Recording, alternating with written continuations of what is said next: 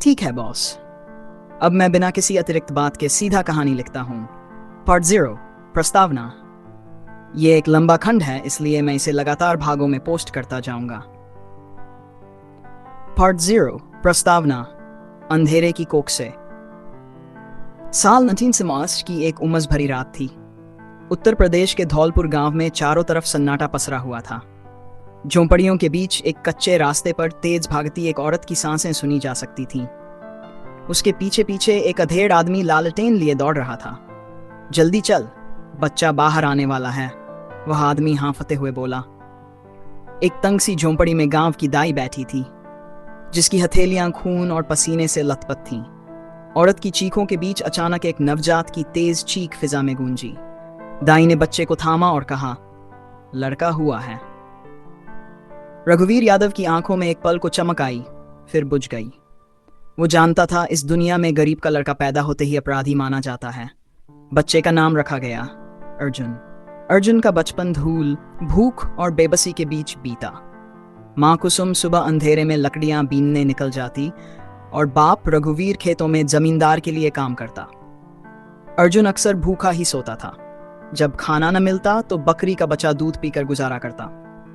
गांव का स्कूल पास में ही था, लेकिन मास्टर जी की नजर में अर्जुन सिर्फ एक नीच जाति का बच्चा था। जा, तू बेंच पर मत बैठ, जमीन पर बैठ, मास्टर जी ने पहली ही दिन कहा। अर्जुन जमीन पर बैठा, लेकिन उसके मन में बिठाया गया वो अपमान हमेशा के लिए अंकित हो गया। एक दिन स्कूल से लौटते समय अर्जुन ने देखा, उसकी बहन सुनीता रो रही थी। कपड़े मिट्टी में सने थे और चेहरा सहमा हुआ। क्या हुआ? उसने पूछा। सुनीता ने कहा, ठाकुर का बेटा छेड़ रहा था, जब मना किया तो धक्का दे दिया। अर्जुन का खून खौल उठा, लेकिन जब बाप से शिकायत की तो रघुवीर ने चुप करवा दिया। हमारे जैसे लोग कुछ नहीं कर सकते बेटा, ये दुनिया उनके लिए बनी है जो ताकतवर हैं। उस दिन अर्जुन की आंखों में आंसू नहीं थे, वहां कुछ और था, आग।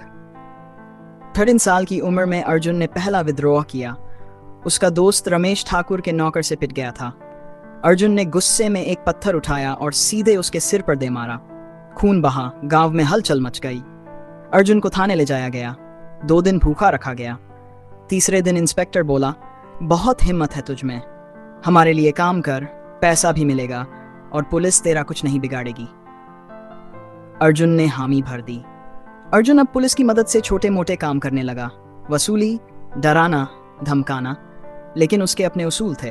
वो औरतों को नहीं छूता, गरीबों से वसूली नहीं करता। लोग कहते वो गुंडा है मगर इंसाफ करता है। धीरे धीरे अर्जुन का नाम आसपास के गांवों में फैलने लगा। लोग उससे डरते भी थे और इज्जत भी करते थे।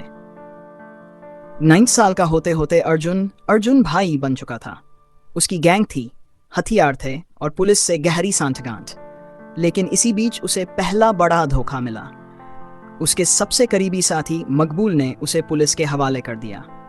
फर्जी मुठभेड़ में उसे मारने की कोशिश की गई, लेकिन अर्जुन बच गया। अदालत में मामला गया और उसे 7 साल की जेल हो गई। जेल की दीवारों के भीतर अर्जुन का शरीर बंद था, लेकिन मन खुल रहा था। वहां उसने क्रांतिकारी किताबें पढ़ी। उसे पता चला कि दुनिया के कई बड़े नेता कभी उसके जैसे ही थे, दलित, शोषित, अनपढ़। अगर अंबेडकर कानून बना सकते हैं, भगत सिंह फांसी चढ़ सकते हैं, तो अर्जुन क्या नहीं कर सकता? ये विचार उसके भीतर हर रोज गूंजता। साल 2003 में अर्जुन जेल से बाहर आया। अब वह सिर्फ गुंडा नहीं, एक विचार बन चुका था। गांव के लोग उसके स्वागत में आए, गरीबों ने माला पहनाई, युवाओं ने कंधे पर उठाया। अर्जुन ने कोई भाषण नहीं दिया, बस एक वाक्य कहा, अब बंदूक नहीं, संविधान से लड़ूंगा। अर्जुन ने राजनीति में कदम रखा। पहली बार जिला पंचायत चुनाव लड़ा, निर्दलीय। उसके खिलाफ 3 बड़े नेता थे, सबने पैसे और शराब बांटी। लेकिन अर्जुन ने सिर्फ लोगों से सीधी बात की, मैं तुम्हारे लिए जेल गया, अब तुम्हारे लिए सरकार में जाना चाहता हूं। अर्जुन जीत गया। अखबारों में हेडलाइन छपी, पूर्व अपराधी बना जननेता, अर्जुन की जीत। अब अर्जुन ने असली काम शुरू किया। स्कूल खुलवाए, अस्पताल बनवाए, रिश्वतखोरी बंद कराई और सबसे बड़ा काम, पुलिस का डर हटाया। गांवों में पंचायतें सीधी अर्जुन के नाम से चलती थी। राजनीति में उसके नाम का डंका बजने लगा। विधानसभा में गया, फिर संसद तक पहुंचा और फिर एक दिन देश ने इतिहास रच दिया जब एक दलित पूर्व अपराधी और जुल्म से लड़ा हुआ व्यक्ति अर्जुन यादव भारत का राष्ट्रपति बना। विधान समाप्त। शब्द